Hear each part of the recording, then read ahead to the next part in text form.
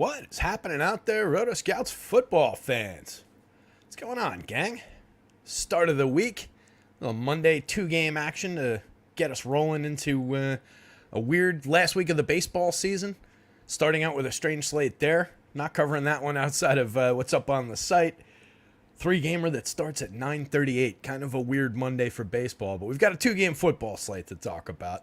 Should be an interesting one.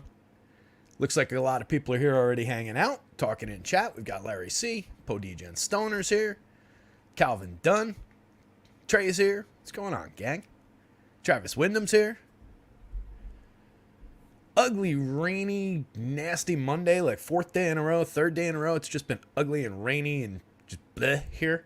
Ended up sleeping in, like just taking it easy today, catching up on some sleep after the ridiculous marathon weekend. So just got caught up on everything. Projections are up on the site for this slate. All the baseball content's up on the site. A little bit of a late start in the day, but got caught up on everything because it was real easy to throw together with such short slates. But definitely an interesting football day to talk about.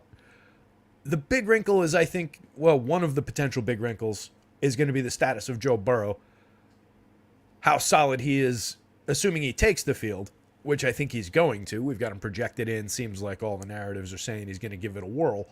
But if he's limited again, and he's not been that good this season, or if the backup happens to get into the game, say he goes, can't get it done, and comes out of the game, that could be a big wrinkle in tonight's slate. Otherwise, we've got fairly straightforward opportunities, some good options on both sides when it comes to skill players, multiple like 1-1A type scenarios when it comes to receivers. Some weather to deal with in the Florida game, as I understand it, just like storms, though, not anything like consistent.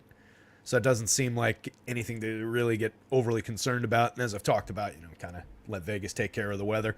I also kind of let Vegas take care of things like the Burrow injury. Like that just becomes part of the Vegas line, the Vegas total. They account for him being discounted, so it's not a direct one-to-one of like it takes him down necessarily by X amount of fantasy points when a point comes off the game total, because there's a backbone projection that it has to meet. But it does a fairly good job of just kind of accounting for anything like that. Obviously, if we end up getting the backup, that's a major change that'll come through in the Vegas line. Got Kevin O here.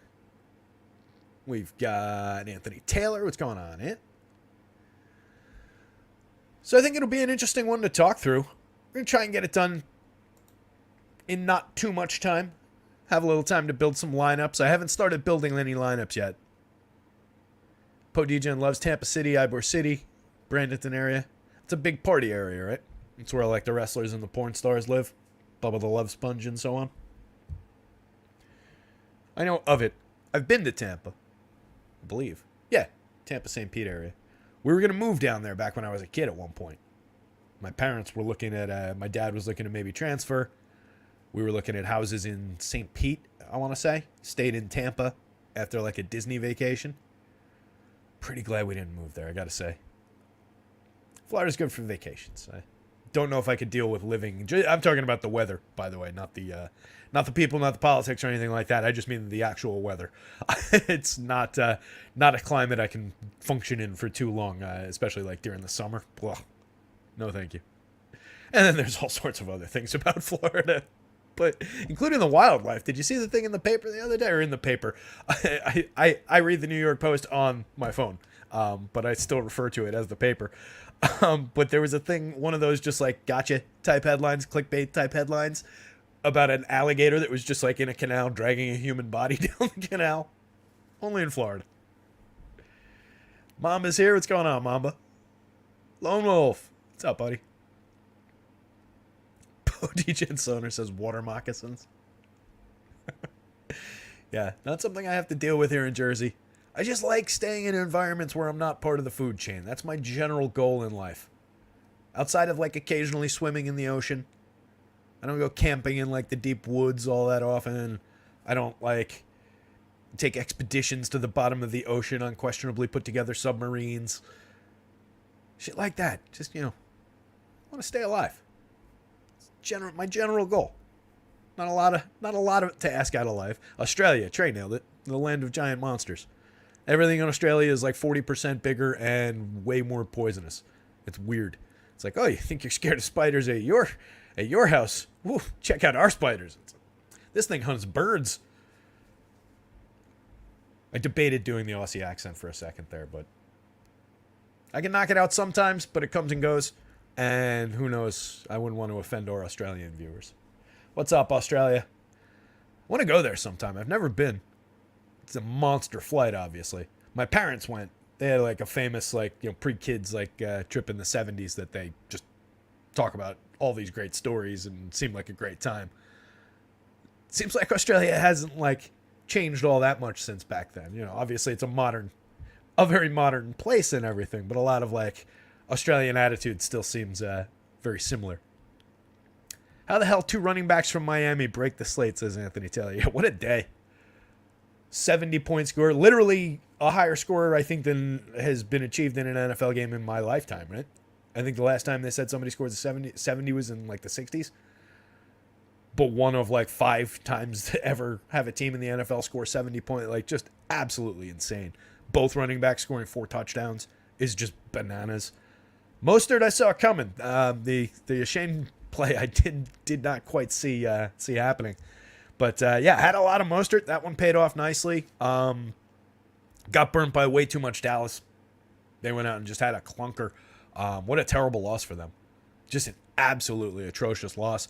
There's a chance that Arizona's like a little bit more frisky than maybe we were thinking. Maybe they actually are trying to win some football games where everybody thought they were just kind of punting the season, looking for a good QB pick. But yeah, that's just a bad performance by Dallas. I still can't really explain it. Yeah, but we deal with it. We roll on. So that one cost me for sure. Didn't get to where I should have been. But had a lot of good base going into that second part of the day, and just had a lot of lineups that just kind of like stayed there. You know, it was within range and just didn't gain points in the second games. Trey says Dak doesn't elevate. Same story as a Cowboy fan. Yeah, look, I mean, not my favorite quarterback to go to for fantasy, but everything was pointing to it. Yeah. Not that I'm going to lament the Cowboys losing for all that long, but definitely a bad performance where we were looking for a good one.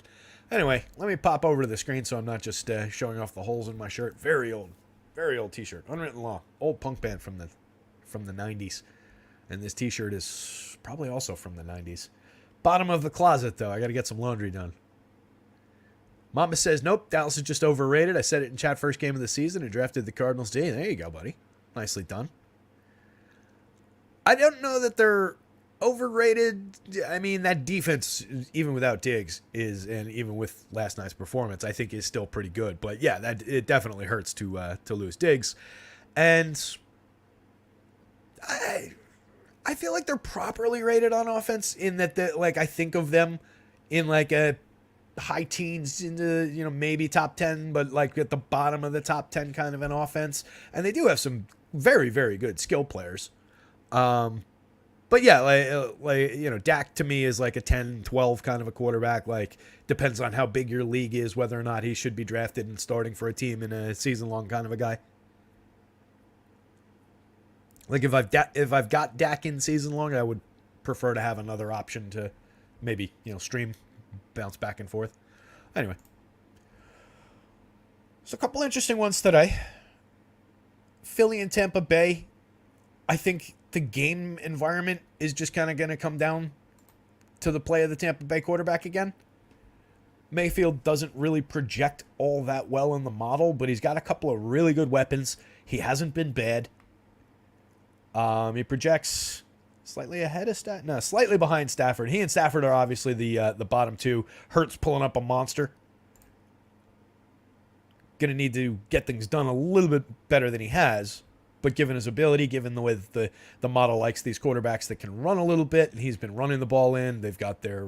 by the way, what a weird thing about this NFL season, that like the theme of the NFL season, the one thing I've heard on every single NFL broadcast this season is, and I might have talked about this already, but the phrase tush push. It's everywhere this year. It's just like, that's the buzz thing in the NFL. It's just so weird. Like, I don't get it, but they are obviously the proponents of that specific play of just pushing the quarterback up and over into the end zone. So he's got that upside. He's got actual running ability, and he's actually really good at throwing the ball too. And he's got some dynamite receivers. So it's a kind of a 1-1A situation here. It's definitely a 1-1A situation here. It's a little bit more clear cut with Puka just dominating targets in the receiving game on Los Angeles. But they've got capable guys like Tutu. Van Jefferson hasn't been great, but he's still, available. And then it's a 1-1A situation here with a pretty solid B. Again, Boyd also hasn't been great, but has talent, has delivered in the past, and is a good sneaky option for DFS on a lot of slates. So I think it's really interesting when it comes to that. The ground game, I think Kyron's leading the way in the projections overall. Where is he? White. Swifty's there. Swift is another wild card in this one. Yeah, Kyron at 14 and change on DK. Close between Mixon and Kyron in terms of where they project. I didn't do the rankings for just 2 games. Given more time, I might have just to be able to talk about it. But we can kind of suss it out. 57.76 across sites for Kyron. 63.74 for Mixon. So Kyron a little bit better of a buy than Mixon on the DK slate. And Mixon a little bit better of a buy, sacrificing about a 1.3 fantasy point projection, so a negligible difference, comes down to a touch. In the running game on the other side, Swift, again, obviously potential to be a monster, had a big game in week 2, barely was involved in week 1. Gainwell was the feature back in week 1, comes back this week, there's no Boston Scott this time around. But it's just such a multi-headed monster. They've also got Penny sitting there. I mean, I'm concerned about... I think that Swift is the number 1, and the projections reflect that. But I'm concerned about Gainwell comes in. Swift doesn't have a good first quarter. Gainwell's getting touches anyway. He starts out, has a couple good plays, and they just start feeding him the ball. So I think they're both in play. And I would want to have a pretty fair share of Gainwell for 4,900, 5,800, assuming that he's good to go and assuming that the public's not really there as much as they're on Swift. We'll talk about it a little bit more as we go. And then we've got Rachaad White, basically the feature back in the Tampa backfield. But I feel like Tampa's going to be throwing the ball to stick with Philly in this game. So he's on the board, of course, very, very playable for the money, but maybe a little bit lower ceiling, a little bit lower of... in terms of just like the touchdown equity, a little bit lesser of an option, in my opinion, than maybe the ground game on the other 3 teams. Outside of that, defense, if you're looking at defense, because we don't really talk about that in the position by position, I do like the idea of the Philly defense going up against Baker, take advantage of the lesser of these quarterbacks. That said, I feel like that's going to be kind of the common take. I feel like that's the easy way out. 3,300, 4,500. They're easy enough to get to. Are they the most expensive D, or 28, 33, 33,000, 4,000? Yeah, so Philly's the most expensive D, but it's not like it's all that difficult to add them on a day like this where it's not really cost prohibitive to put these lineups together. You can get to basically any combinations you want on today's slate. It's not all that difficult.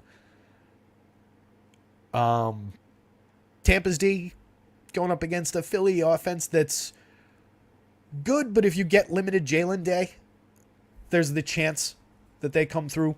They've been number 7 against the run, 3.4 yards per rush attempt, but weaker against the pass.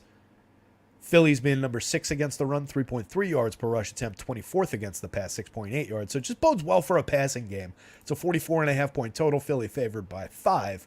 So all signs point to the ball being in the air a little bit more. And it's don't love the idea of tackling the Bucs D going up against Philly on the average day even. You have to get the downside day, I think, from Jalen to really have the Bucs D come through. Well, across 150 lineups, I'm going to have some shares, obviously, and they're very affordable. But just in terms of actual upside, ceiling, any one of these defensive plays really, I mean, they all project within like a point of each other. So really, we are just kind of hunting for that interception return for a touchdown, whatever the scoring play is. You're kind of looking for that upside with these defenses. So it all does boil down to a bit of a dart throw. Looking at the Los Angeles D, I think I said that the wrong way around, by the way. Yeah, this is Tampa's defense, 6th against the run, 24th against the pass, and this is Philly's defense, 7th against the run, 22nd against the pass. I got to remember. I always do that. I got to remember that it's the opponent when I'm looking at this. So the Rams defense, 26th against the run, 14th against the pass. Bodes well for Joe Mixon. Bodes well for Cincinnati in general. 45.5 point total here. Rams D's probably, unless we get the backup or Burrow is just completely limited, probably the lower end of these defenses. Cincinnati, giving up 5 yards per pass attempt, 29th against the pass, 16th against the run, 16th against the pass. So potentially bodes well for Kyron as the top projected running back, just given that there's going to be daylight ahead. So none of these defenses, Philly's defense I think is good. Otherwise, I question the defenses in these games. Should be a shootout in both of them, 45.5, 44.5. A lot of scoring available. Which game's first? Philly's first, right?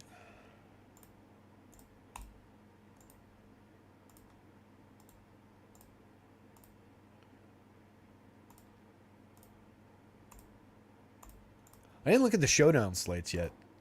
Which one's got the, is it the second game that has the bigger prize pool again on FanDuel? We jump back into the chat. Brian Crozier says horrible phrase. Yeah. D says tush push. Tush push.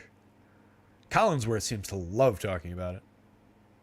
Collinsworth had a good Collinsworth line in the fourth quarter last night. You know, you got to say it. For the first 4.5 quarters of this game, it doesn't really matter what happened. First 4.5 quarters, huh, Chris? That was with like 8 minutes left in the fourth. Puka, Kyron, Chase bring back, says Trey. Puka's a monster. Watch, this will be the week that they go away from him. Monster target share each of the first couple. Set a record for the most catches by a rookie. Set a record for the most catches in first 2 games by a rookie. Just dominating the ball out there. And was a guy we loved going into the season. I've got him on my on that dynasty team, but I managed to not start him the first 2 weeks when he was a monster. So he's in the lineup this week, and I actually need him to do well. So guaranteed regression game for Puka, as Matt Pat says in the chat. What's up, Matt? But yeah, I do think he's going to get the targets. He's an absolute beast, and I like the receiver.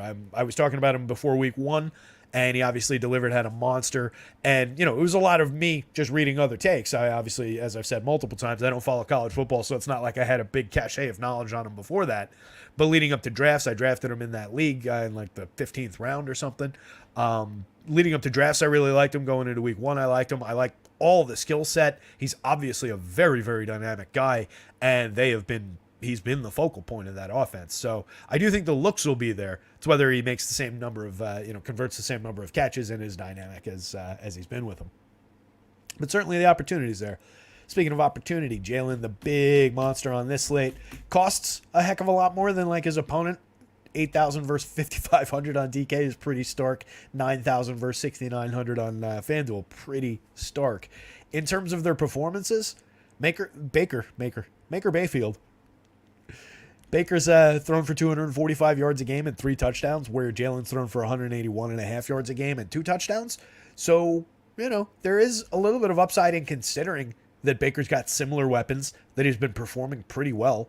Throwing 34 times a game versus Jalen's 28, so there's a little bit more volume in the passing game. They're the underdog, so it seems like they're probably going to be throwing the ball and slinging it around the field a decent amount.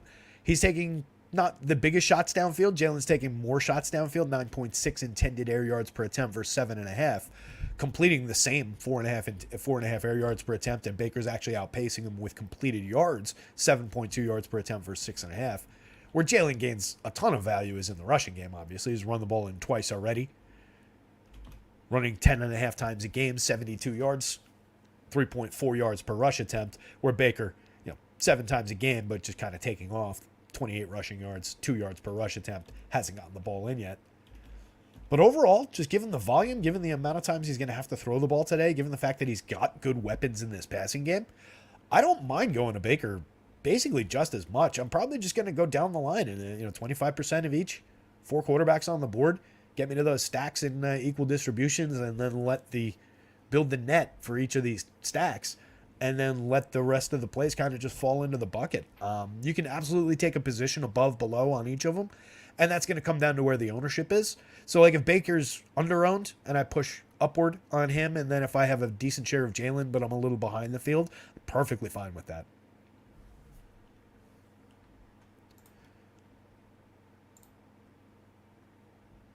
In the ground game, we talked about it a little bit already off the top, but this is where things get kind of interesting. Obviously, you've got the three-way monster here. Penny hasn't really been involved yet. He's been like the number 4 guy, or the number 3 guy, given that one of these guys has been out, Gainwell and Boston Scott. So he's technically the number 3, seeing only 12% of the snaps. Gainwell saw 62% of the snaps week 1, then missed week 2, saw no snaps. Was banged up going into that one, and they had Boston Scott active. This week, it's the other way around. In week 1, he saw 14 rushes, gained 54 yards, 3.1 yards before contact, only 0.8 yards after contact, 3.9 yards per rush attempt. In that game, Swift carried the ball once for 3 yards, saw 2 targets, 1 reception. Then week 2, when Gainwell was out and it was the Swift and Boston Scott show, Swift carried the ball 28 times for 175 yards, a touchdown, a 43-yard long, 6.3 yards per rush attempt, saw 3 targets. What happens with the touches tonight? Do they sneakily actually like Gainwell better? I don't think so. It doesn't project that way, obviously, but that's just because of how the model is constructed. It was constructed under the assumption that Swift is the lead back, and I think that's what we're going with here. Is there any coach speak about it?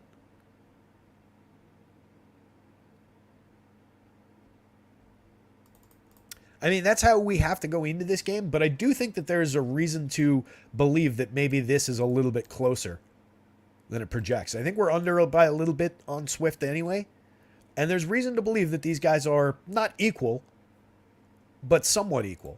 And given the idea that Gainwell's gonna see touches, I think there's good reason to go to him for the major discount, especially on FanDuel. 58.49 is a little bit closer on DK. 8,000 versus 5,800 is a major, major difference on FanDuel. It's just a matter of, how they go into the game thinking about these two is one thing. But assuming that they are going into the game planning on, all right, Kenny's going to get maybe not 14 touches, but 10 between a couple targets. What did he get target-wise in week 1? He had 4 targets in that first game. So between a couple targets, a couple carries, and then if things just don't go right for Swift, they do go right for Gainwell, you can see that game script shift very quickly. Brian Kazorian says, I'm afraid of Gainwell getting all the work on third down. Another good point. Yeah, the involvement in the passing game, not that Swift is incapable of that, but yeah, as a third down option, definitely could take away some passing upside from Swift, could take away just a little bit of involvement, could poach a touchdown. Penny I'm a lot less worried about, doesn't project at all, only saw 12% of the snaps, has only carried the ball 3 times a game, not really involved. On the other side, White basically dominating 72% of the snaps last week, 76 on the average, 17 carries a game, 56 yards, 3.3 yards per rush attempt, giving us about 1.5 yards before and after contact, 1 touchdown on the season. Some involvement in the passing game, 3.5 targets a game, 1 red zone target, so a little bit of looks in the red zone. You got to expect that Tampa's going to be throwing the ball a little bit more this week.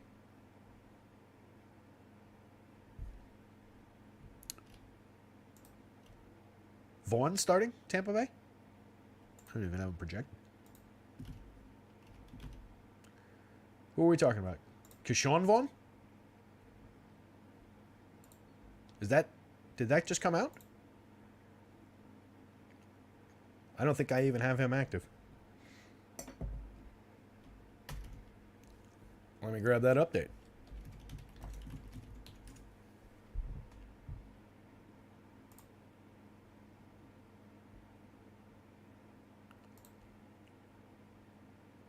Set out of practice. Starting or active?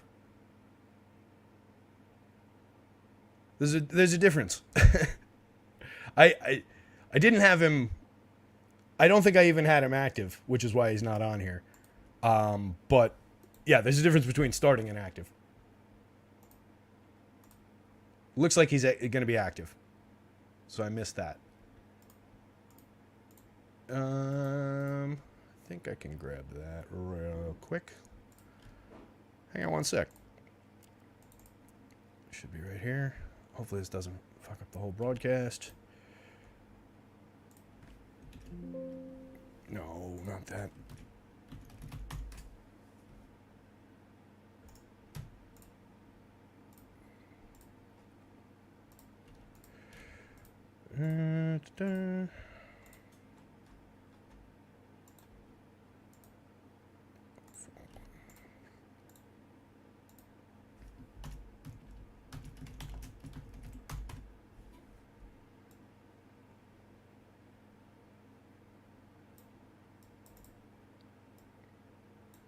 Oh, come on. Pain in the ass. Why is that being difficult? All I want to do is copy these. There we go.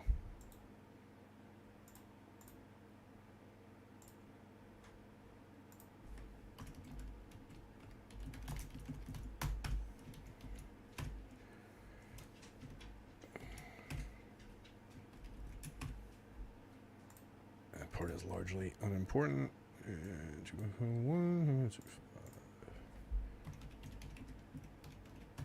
Those are if he's not starting. Or, assuming that he's not starting. Why did this not copy now? What the hell? Oh, because he hasn't played, right? That's why those are all blank anyway. That was a lot of work for nothing. At least we got a projection for him now. Heard it on local radio. Active, yeah. Yeah, that report apparently dropped a little while ago. I missed that. Active doesn't mean active. Starting doesn't mean active. Well, no, starting means active. But starting means like you're the guy. You're going to be out there at the beginning of the game, so on and so forth. Active just means you're going to be wearing pads. He's going to be third on the depth chart behind White and Tucker, but he'll probably get a couple touches. So that's good information to have, and I appreciate you letting me know.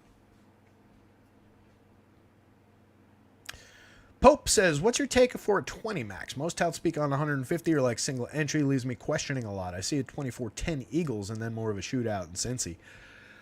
So yeah, if you've got a specific read on the slate, I think you can, especially in a 20 max, you can kind of just lean into whatever the read is.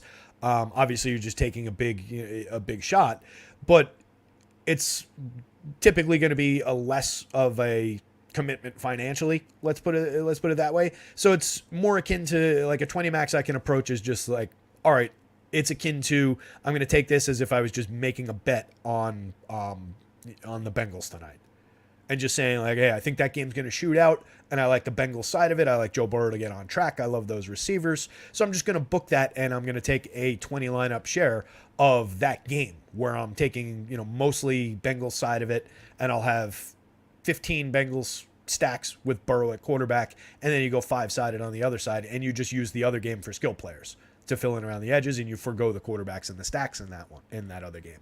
The other way to play it is just kind of look at it as just smaller chunks, but the same approach to like a 150, where you're saying, all right, I've got 20 lineups, let me go 5 stacks of each team.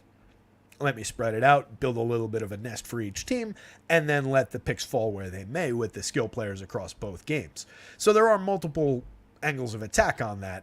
But for a 20 max, I do kind of like the idea of being able to just take a full position and just say, all right, I want to position myself against the field. And you can do that whether, between liking the game, specifically liking the game environment better than the other one on a 2-game slate like this, or you can do that just by looking at where the field is and taking a position that the field is not on. Just saying, all right, that hill over there is empty. I'm going to go plant my flag on that hill. I'm going to have a big advantage against the field if X or Y happens. If Z happens, I understand that I'm, that's the inherent risk in the way that I'm approaching this slate. I'm forgoing this outcome to be able to have a big position on these other two outcomes. So that's where I think 20 max actually kind of works out nicely, where 150 you can get lost in the weeds of just trying to cover a lot of different things rather than taking specific positions as much.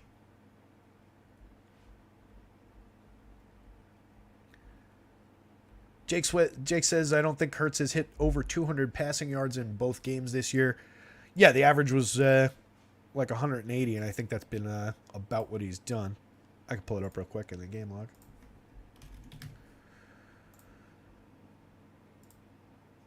He threw for 170 yards and 193 yards. Touchdown in each game. All right, so knowing that Keyshawn Vaughn is going to be active, maybe splits a little bit out from Rachaad White. He's carried the ball 17 times a game, giving us 3.3 yards per rush attempt. Sean Tucker's been moderately involved. 11 yards per game on 6.5 rushing attempts a game, 1.7 rush attempts.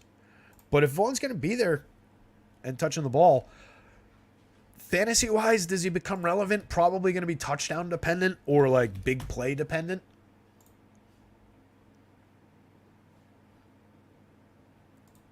What did he do? In 15 games last year, he carried the ball 17 times for 53 yards, 3.1 yards per attempt. In 12 games in 2021, carried the ball 36 times for 180 yards, 5 yards per attempt, scored twice, 2 touchdowns, the only 2 of his career. Minorly involved in the passing game. This is all with Tampa Bay. Yeah, I don't think that really moves the needle all that much. Just another guy in the mix. So if you're playing the main slate, the big tournament, 150 lineups, do you mix him in a couple of times? He's super cheap, but probably going to need to actually get on the field via one of these guys not doing well, coming off. Like if he gains the second spot and picks up the snaps that Sean Tucker's been getting, does he do a little bit maybe on 10 touches? Possible. 2-game slate, we got to embrace the possible a little bit, but certainly the least probable out of these running backs. I would probably say less probable than Rashad Penny to get involved, considering that we know Penny's getting, we assume Penny's getting a similar snap share to what he's gotten already. He hasn't done anything with it, but I'm more sure that Penny's going to be on the field at least a little bit than I am in what Vaughn's going to have, what kind of opportunity. It's probably like it's probably still 1, 2, 3, and then a big mix of these guys is just like total dart throws. I don't think there's all that much upside for any of these other running backs. I do think you can get something realistic out of Gainwell, though, for the money. Big salary difference. Not as big a salary difference between Gainwell and White, which is interesting. I think that obviously more of the chips publicly go in White's direction, considering he's going to be the featured back. But that's not uninteresting, where they've got them priced. Bigger difference on DK, 1,000 different over there. A little bit less different on FanDuel. And certainly a lot closer than he is to Swift on FanDuel. Receiving in this one? Definitely a good one to go to for the passing game. Like I said, I just also see the ball just being in the air in this one. Seems like a good opportunity to target some receivers. And that's also why focusing on that, if you're doing the 20 max approach and you wanted to take a position on that Cincinnati game, this game's got some great skill players when it comes to the passing game. So you grab a player or two, stack them with the QBs from the other one, and then you let these guys fall into those other slots just based on how they're priced, what positions are available. I like that idea. And maybe you can include the runners from the other game too. Like nothing wrong with going with a Burrow, Chase, Joe Mixon stack and kind of just saying, hey, I'm gonna include the running backs in that other game in those stacks, and I just kind of want to use this game for some of these upside receivers. And then you're just, of course, hoping that this game doesn't shoot out that other game. But they've got some monsters in this one. A.J. Brown, 96% of the snaps last week. Devontae Smith, 100% of the snaps. And Dallas Goedert on the field. So it's just really straightforward three-headed passing attack here. Unless something happens, these other guys typically not getting involved in the Philly passing game. But these guys who are involved are just absolute beasts. 28% of the targets going in Devonta's direction, 30% going toward A.J. Brown, 14-plus yard ADOT for both of the prime wide receivers. They've both delivered 2 touchdowns so far for Devonta, 8 targets a game for each of them. They're both getting looks in the red zone. Dallas Goedert, a premium tight end, 15.4% of the targets, 4 a game. Only 3 catches. Well, 3 catches a game on 4 targets a game. Not bad. 7.3 yards per game. Just not working all that much downfield. They haven't thrown the ball to him in the red zone yet, but it's coming. It's Dallas Goedert. We kind of know that there's potential there. Who's feels like I'm short one on that depth chart.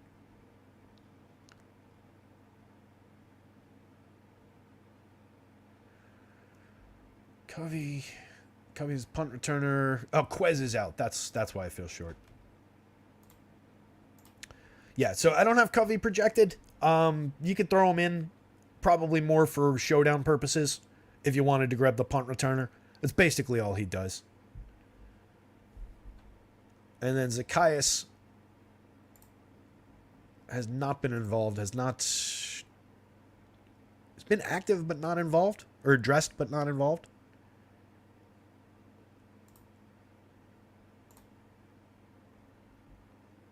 Wait, he's got 2 booked in the game log, but no stats. So presumably he bumps up the depth chart if we're going to get no Quez. So a little bit of a projection here for him. Could that go Covey's direction? I don't see why not.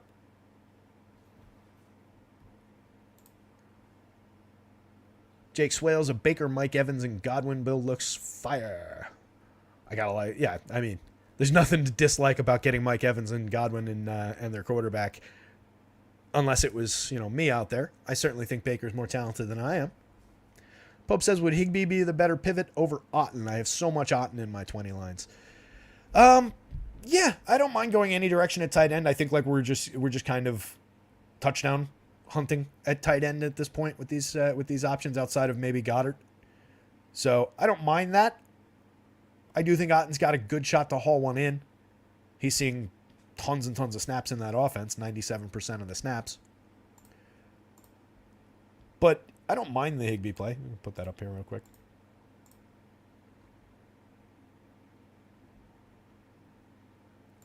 Projects out slightly higher. Yeah, a little bit higher.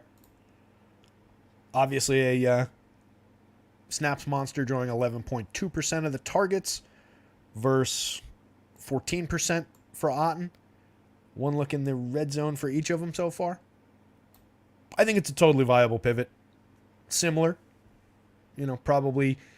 I don't have a strong lean between those 2 tight ends, let's put it that way.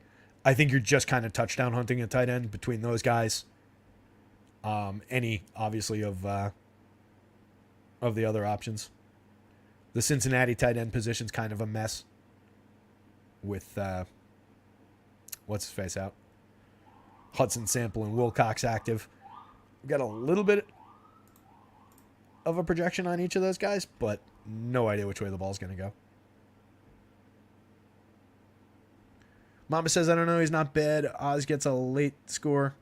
I think hopefully it gets me 500K. Oz, who are we talking? Oz? Zacchaeus? OZ. Yeah, I mean, if he's active, if he's going to be on the field for a couple of looks, I'm perfectly happy going to him. Zacchaeus on 61 targets last year in Atlanta, caught 40 of them. 13.3 yards per reception, 3 touchdowns, a downfield kind of a guy. 53 targets, 31 catches the year before, 3 touchdowns. Those were his 2 somewhat involved seasons. He was like a third banana in that passing offense. He's going to be third banana tonight, but given that he's done stuff like that in the past in that role, not with Philly, but in that role, I have no issues with it. I'd be going to Quez in that spot if Quez was active. So, yeah, no issues with it at all. 3,000 on DK, 4,700 on FanDuel. There's value there.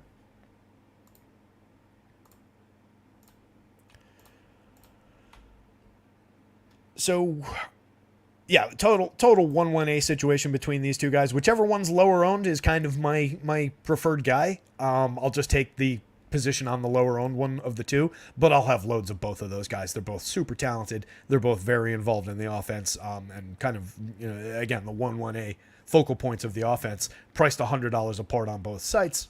Take your pick. Both of them are dynamite. They're both dynamite on the Tampa Bay side too, Evans and Godwin. Right now, Evans has 2 touchdowns, drawing 28% of the looks versus 21.9%. It amounts to 9 targets versus 7 across 2 games. They're both hyper-involved wide receivers, and they're both extremely talented. Evans drawing the deeper A dot right now at 12.8 yards, 8.6 yard A dot for Godwin, turning it into 13.17 yards per target versus 7.79 for Godwin. 3 targets in the red zone so far for Godwin, but no touchdowns. That's interesting between the two. He's been the targeted one in the red zone.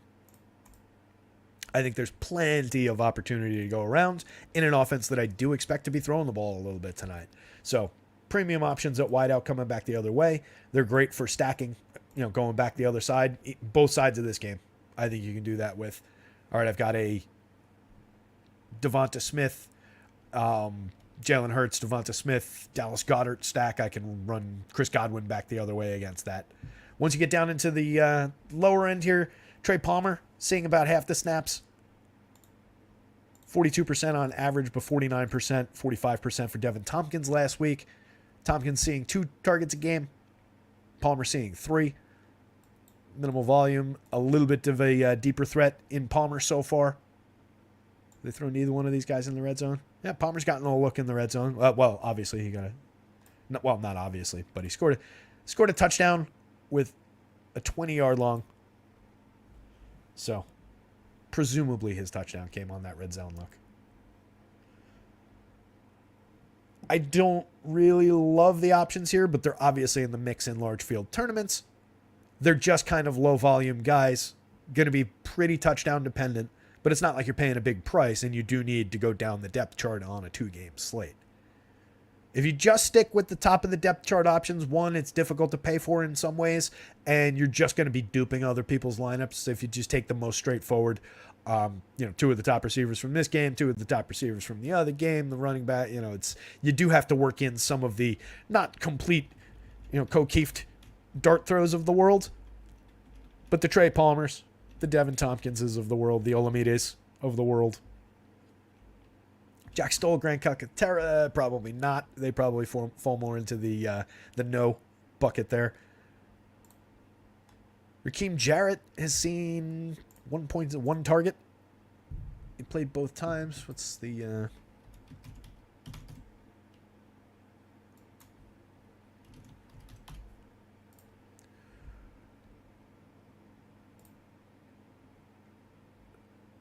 So the 1 target in week 2. I can't imagine we're really taking that big a bite at Raheem Jarrett.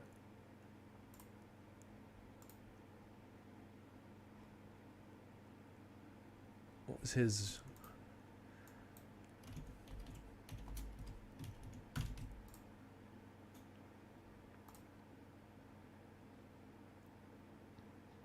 Jarrett was undrafted.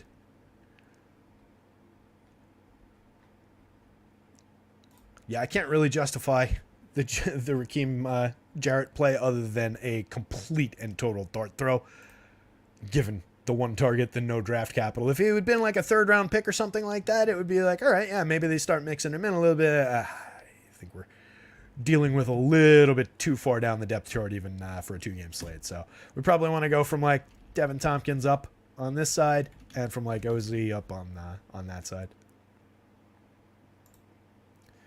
Bounce to the other game. I'll pull the chat back up. I've got too many windows open.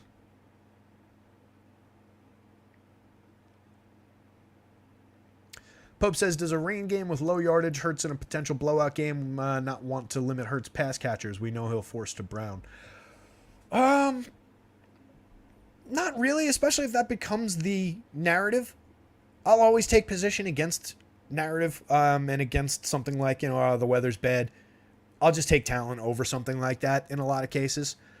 there are obviously concerns about if it is really, really ugly in terms of the weather. If they get out to a huge lead, these are the chances we take. But if people go away from it for those reasons, I'll definitely try and book some additional shares. Larry C says Burrow confirmed starting tonight, had a positive workout today, still sounds scary. Yeah, that's going to be the concern with Joe. It's been obviously limiting to him over the first couple of weeks. 152 yards a game, 2 touchdowns, a pick, 4.2 yards per pass attempt. Given the dynamic passing game that they typically have, it's been a big, big downgrade.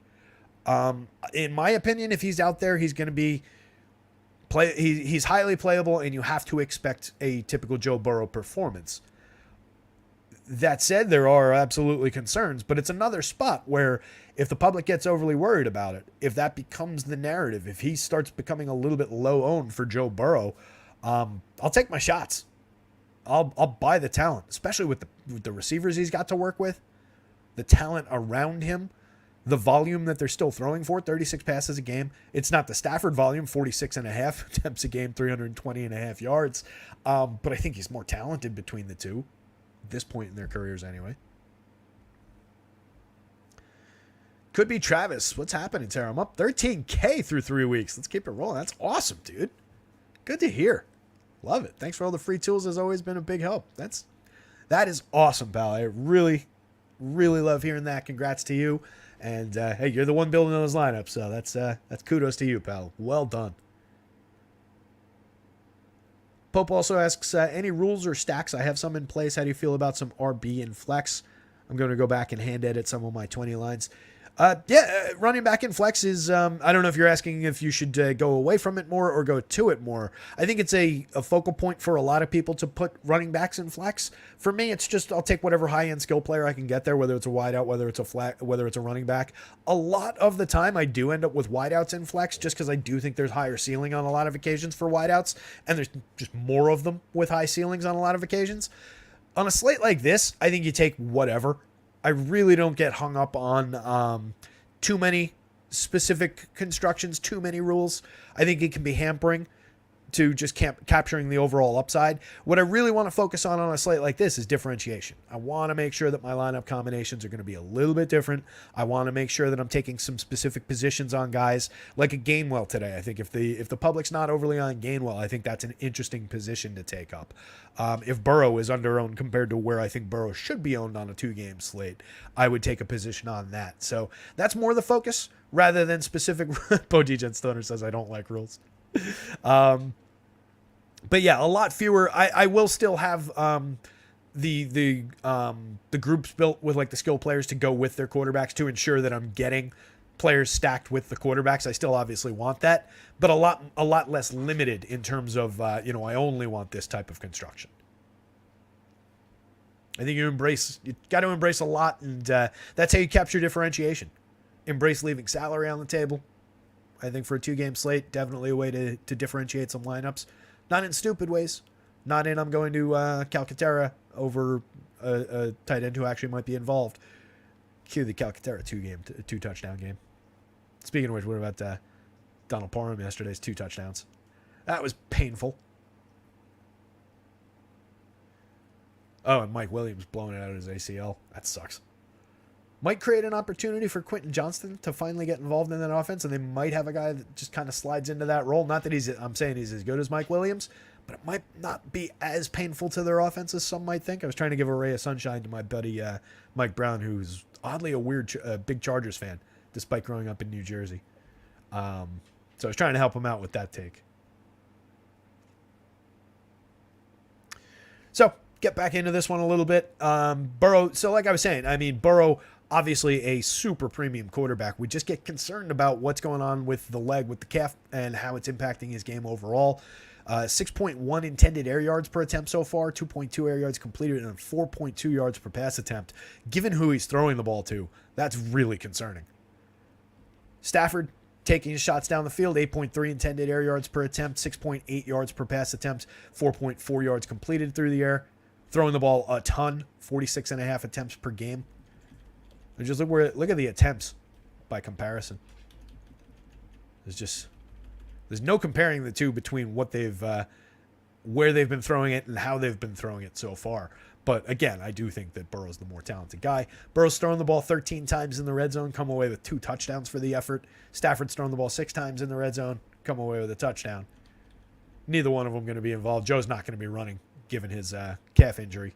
Typically is an underrated rusher. In terms of pressure, Cincinnati's only getting a 13.5% pressure rate, one of the lowest in the league. So Stafford should have time to throw the ball. 25.5% pressure going up against Burrow.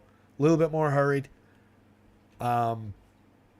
This is the big question of the slate, is Joe Burrow and what happens to him. Could be very dicey out there. I don't think you take shots, given that we know that Burrow's starting. I don't think you get overly cute with it and go in the direction of the backup in terms of shares for DFS. Could it work? Yes. Will it work? Probably not. Is it likely? I assume if they're putting Joe Burrow out there, he is expecting to play the entire game. Could he cede to Jake Browning at some point if things are going poorly? Sure. Could he come up with aggravating the injury? Sure. But I don't think they would have him out there week 3 if he was in that much danger of just further aggravating the injury. It seems like one where it's just play through it till it heals, if it heals during the season. So I think we've got to go to it, and I just can't get behind the idea of rostering the backup. That's too cute for me by half. It's not something I have ever really taken shots on. If you were playing the showdown slate, maybe.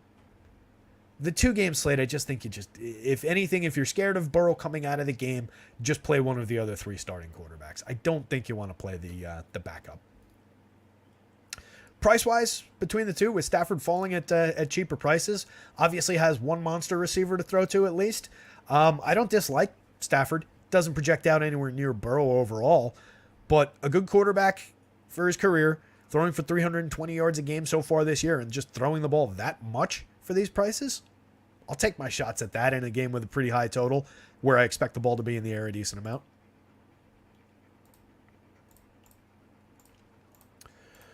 Running back position, it's the Kyren show.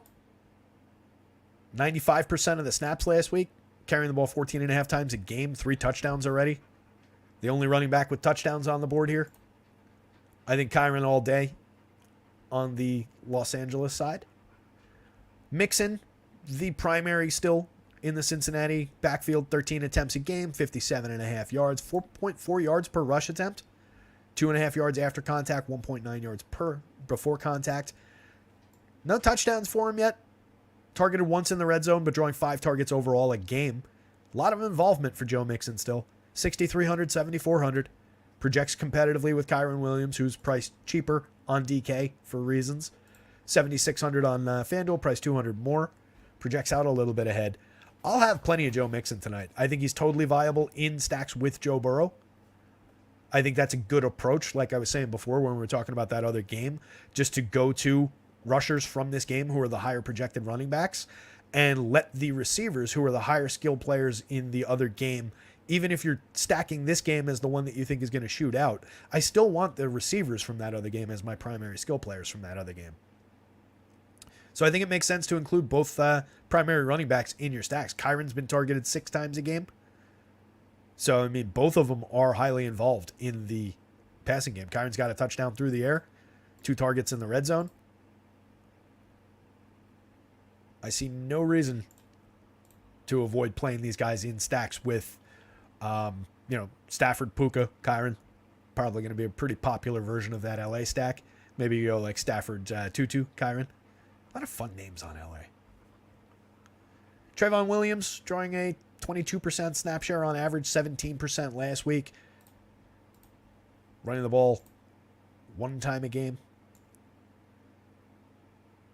Seeing 1 target. Not exactly involved, even when he's out there. 2 kind of focal points here. Jake Swales update. Rains have now ceased. 10 minutes away from Ray J. Dynamite update. Boots on the ground here at Roto Scouts. Getting the local weather. I love it. Good stuff, Jake. Thank you for that. Hit the like button. Hit the like button for Jake Swales, working hard for everybody out there. Let's keep this one moving. I do want to grab some time to actually build my lineups for this slate. Taking a more leisurely approach to this than I initially intended. Coming up on 6:30. A lot of time left, though. Slate starts, what, 7:15? Something like that.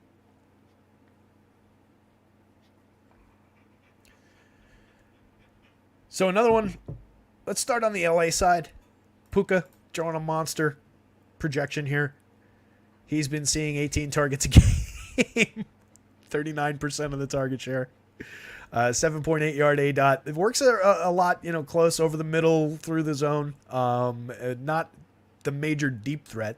You've got Tutu drawing a deeper A dot, 13.4 yard A dot. And you've got Van Jefferson lurking down here with a 14.8 yard A dot, 5 targets a game. For him, 10% of the volume. Tutu, the more involved between the second and third receivers, which kind of makes sense, second and third. But I do think you can go to Van Jefferson shots. Ben Skoranek, minorly involved, 2 targets a game, 3.4% of the volume, 25% of the snaps, 3,400. He's probably my bottom of the barrel mixer guy from this one. He's seen a target in the red zone already this season. As a sneaky receiver in this passing game that I do think we want to go to, where you're going away from the obvious guys, where you're going away from even Van Jefferson, I don't think Skoranek's entirely off the board. Demarcus Robinson yet to play. A minor projection. I don't expect him to be involved. I don't know that he would be in my player pool. Tyler Higbee at the tight end position, drawing 92% of the snaps. 5 targets a game, 11.2% of the volume. A 6.2 yard A dot, turning it into 6.1 yards per target. Seeing a target in the red zone. That might have been his drop. He's got 0 touchdowns. 3 catches a game on 5 targets. Not bad involved in the passing attack. But the volume's really going to these two. Puka and Tutu. They're the primary weapons here. 39.3% of the targets for Puka so far. Turning his 7.8 yard A dot into 7.6 yards per target. 21 yard long versus a 44 yard long for Tutu. Jefferson hasn't done much downfield yet, but the targets are there, or at least the downfield looks are there. On this side, Jamar, T. Higgins, we'll focus on a lot of the volume, which is totally fine. 9 targets a game for Jamar, 10 for T, 28% versus 24%. 15% of the volume going Tyler Boyd's way, 6 targets a game, and then the rest of them basically going to Irv Smith. That's his name, right? I'm brain dead. Joker's licking my hand. Irv Smith, yeah. Panic there for a second. A lot of names. So it does become this weird, who the hell knows? Drew Sample's seen 23% of the snaps. I got to expect that he's kind of the first man up, just given the fact that he's been on the field. But I just don't know that we really need the tight end position from this offense. You can take shots, probably just going to be touchdown-dependent tight ends in this offense. The focus has to be on these 3. I do like the idea of Tyler Boyd for 3,500, 5,700, given that he's out there and he's involved all the time. 6 targets a game. He's seen a red zone target. 4 red zone targets apiece for Chase and Higgins. Higgins the only one to convert touchdowns so far. He's got 2. He's got the deeper A dot between these guys. He's obviously the downfield target, but Jamar's a fantastic target basically anywhere on the field. It all comes down to how Burrow's throwing the ball. There's nothing going on with the receivers. These guys are the guys that were highly drafted in Jamar's case as top 3 overall in basically every fantasy draft around the country. These are premium receiving options.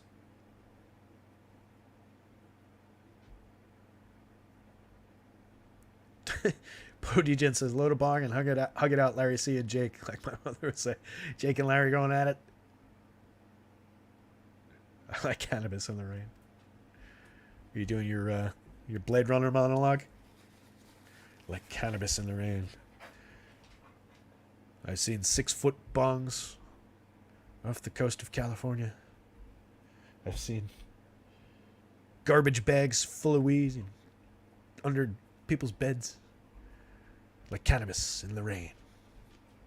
There's probably 2 people that know what I'm attempting to even replicate in that monologue. Any Blade Runner fans out there? Poe DGen loves Blade Runner. Of course you do. Not surprising. Which version of Blade Runner? The most recent final cut is pretty spectacular. I've loved every version of it, but I do prefer the later Ridley cuts. So yeah, I mean, 1A, obvious like B, C, whatever you want to call them, but or 2, 3, whatever you want to call them. But I do like I do like Boyd for the cheap pricing. Going to be a little bit touchdown dependent, but even on catches on a very short slate, 2 games, he could be the wide receiver 3 just on a few targets, a few catches, some yardage. It is a slate where you're not going to get touchdowns at every position. You're not going to get ceiling at every position. So it is sometimes okay to just like book these guys who are going to be involved on a limited slate.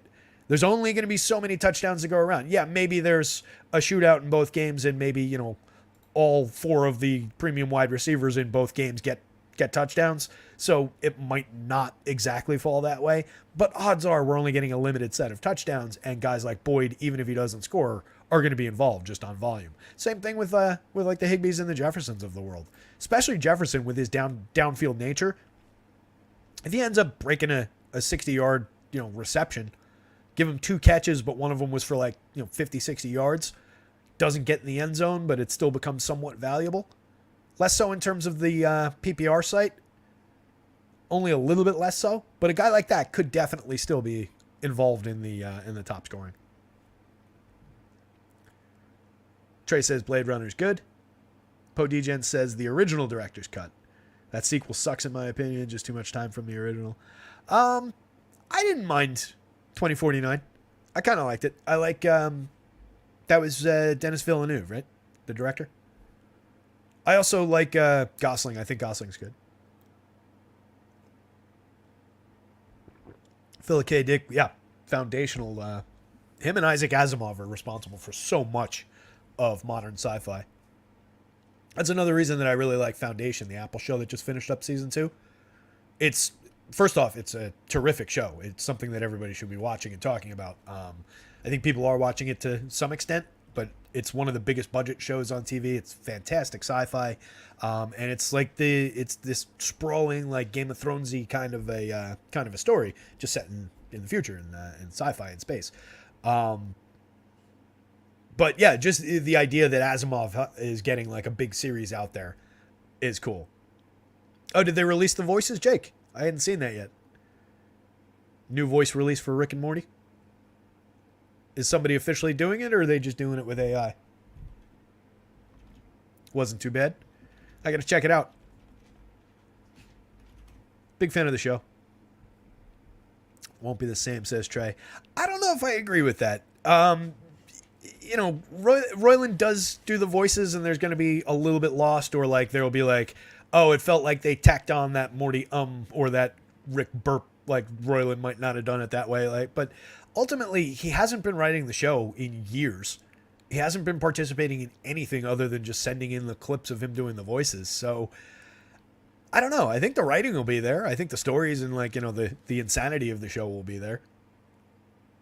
It does matter. I'm not saying it doesn't matter. There have been shows in the past where a voice change has just completely screwed it up for me, and it's just like, that just doesn't sound right. So I'm really curious. But I do think that there's reason to be optimistic, at least from like a stories and jokes perspective. So a lot of receivers to work with in this one, obviously. I have tons of enthusiasm for these 3 guys, especially if, because Burrow's limited, they go under-owned and so on and so forth. I love Puka, but I think he's going to be crazy, crazy popular. He'll be probably a target monster again. But there's viable receivers through these 3 guys. I think Skoronek's viable to get a couple looks and maybe a big differentiating touchdown for only 3,000, 4,800, considering they've looked his way in the red zone at least once. The tight end situation from Cincinnati, I think, just falls to which one of these guys gets on the field, which one of these guys maybe gets a look in the red zone and gets a little bit of a touchdown, but not a lot of upside there.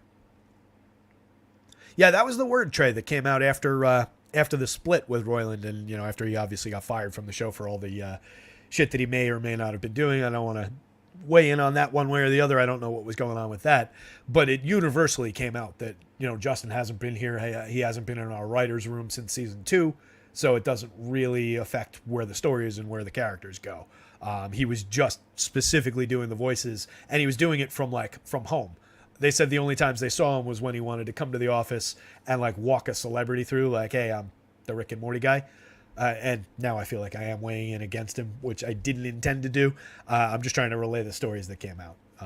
No opinion one way or the other about what he may or may not have done, because I don't know whether or not he did it. I think that's about it. 637, we got to build some lineups. So I think this game is a very good one to focus on a lot of the passing upside, but we do have some premium running backs in this one who do get involved in the passing situation. So any kind of combinations you want to make from this one, I think you are basically full go. Good quarterbacks, good skill players, a lot of involvement, a high total to support the idea of a lot of involvement, a slightly closer point spread to support the idea of kind of a shootout. Really comes down to what's going on with Joe. If Joe's not there and Cincinnati doesn't hold up their side of the bargain here, it could get ugly for stacks in this game. That's the risk you take. But if it ends up going under owned for where it should be, no issues loading up and taking a position, particularly like we talked about, just especially if you're going for a 20 max. I like the idea of taking positions in that kind of a format. Get more of a broad spread in 150. You can take a little bit of everything. You don't want to get too focused on that. It still does pay to take positions. Grab a couple guys who are going a little bit under by the public. Is that Zacchaeus as a total dart throw downfield for Philly? Is that a Skoranek maybe getting a look in the red zone sneakily? Is that a Van Jefferson with a big downfield catch? Is that a Tyler Boyd is just kind of an underrated third banana in that offense? Is it a Kenny Gainwell in the Philly ground game, suddenly stealing a bunch of carries back from DeAndre Swift? Is it just a Swift underperformance?